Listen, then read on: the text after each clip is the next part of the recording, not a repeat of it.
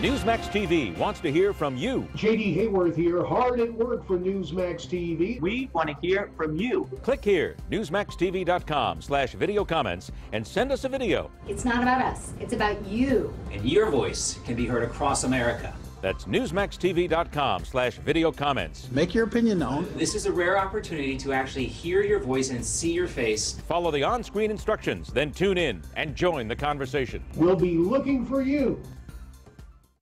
We believe equal pay for equal work is a great idea, and he's talked about that. And I think that if you look at the Trump Corporation, you look at the Trump campaign, frankly, women have been promoted by Donald Trump to the highest levels in the Trump Corporation and certainly his campaign.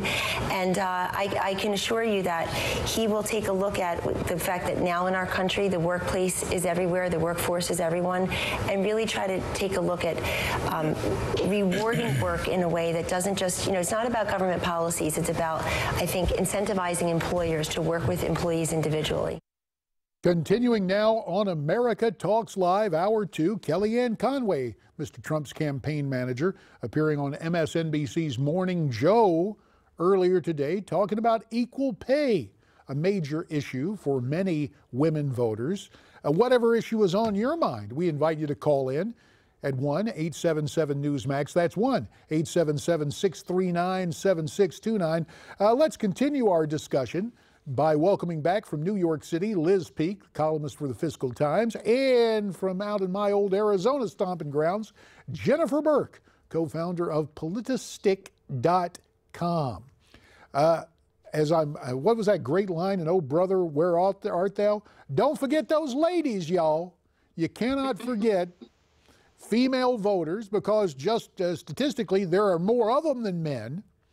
And Donald Trump, even as we were talking about Hillary Clinton and her campaign now, Donald Trump is a bad guy around women, which seems to be all she's running. Now Trump is countering.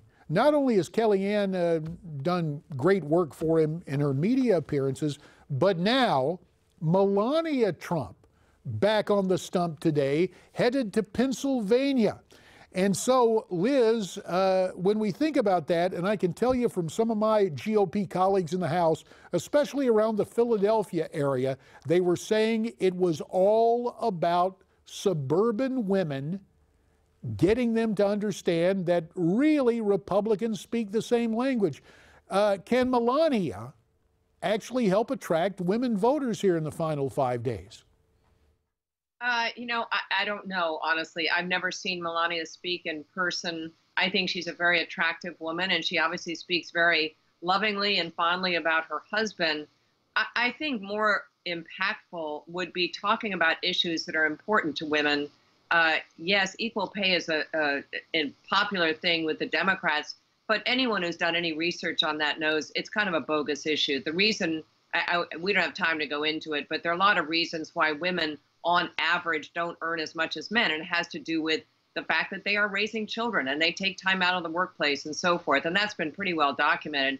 I wish Donald Trump would talk a lot about education, because I think for a lot of voter segments, including women, but also Hispanics, also African Americans, the deplorable state of our public education system is something that he can really go to town on, because Hillary Clinton has taken at least $14 million from the country's largest teachers union. She cannot talk about school reform, and he can. And when I've talked to women supporting Hillary, and this is a topic that they are very open to, because they know that this is really important to this country. And you know, Liz, it's very interesting you bring up education, because joining us via telephone at 1-877-NEWSMAX, 1-877-639-7629, is Kathy, calling in from Cincinnati, and she's got a variation on the education issue, at least in terms of civic education. Kathy, welcome to America Talks Live. Hi. Hi. Go right ahead. Oh, I just wanted to know why I'm not hearing more about the Electoral College votes as far as how the procedure goes. Right. I think we're happy to point people need to be more educated on that, and how our government system works, and how there is no person that has a magic button, and Supreme Court and Congress have a lot to do with it. Yes, civics education, very important, and certainly around election time it is worth reminding everybody. And Kathy, we thank you for the call from Cincinnati. Let me turn to Jennifer Burke, because Kathy brings up a topic. It really dovetails nicely with what Liz was pointing out, how to appeal to women voters and just for people's knowledge in general. Jennifer, back in 2000, we all got an education on the Electoral College, but those things need, voters and citizens need to be reminded. And when it comes to education, Jennifer, you take a look at what the left has done in public education, mindful of Lincoln's observation that those who set the agenda in the classroom are setting the agenda for government. 50 years after the fact, the left, in terms of public education, has taken over, dumbing down our kids in terms of civic education, or at least putting in their minds leftist philosophies. Right. Right. This is why you have people who actually believe, and if you watch the man on the street interviews that people do, you can see this, who actually believe that the role of Congress is to do whatever the president wants. I don't know how many times I've heard over the last 8 years, well, of course Obama had to do an executive order. Congress wouldn't do what he wanted. He had no choice. And that is the danger of this leftist ideology infiltrating the classroom and conservatives having allowed the left to take over the educational system. There's this deep ignorance as to not just the Electoral College, but the basic process of government and the three co-equal branches of government, and it also trickles into the manner in which people vote. And I agree with Liz. Education is a huge point. Homeschoolers are seeing the tentacles of government reach into their classrooms, at their kitchen tables. Common Core, I think that awoke an entire new segment of the population, with people getting out to the media things their children were being taught or homework that came home. And so education is a really, really big issue for the American population across the board, regardless of ethnicity. And Liz, as you were pointing out earlier, school choice is the big thing, because parents, I remember during my days in Congress when we put together a modest program for parents in the District of Columbia to have opportunity scholarships, in other words, vouchers, and parents were lining up to get their kids into class. And then as soon as Mr. Obama came in, that program was gone.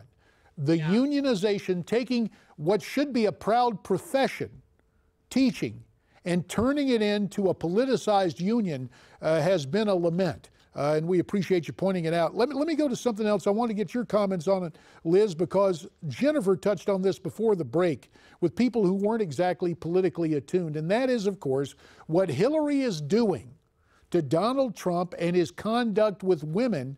Let's take a look at Hillary's latest ad, and then we'll get your reaction, see what you're hearing from your friends. Does it correspond with what Jennifer was hearing? Here's the ad. Putting a wife to work is a very dangerous thing.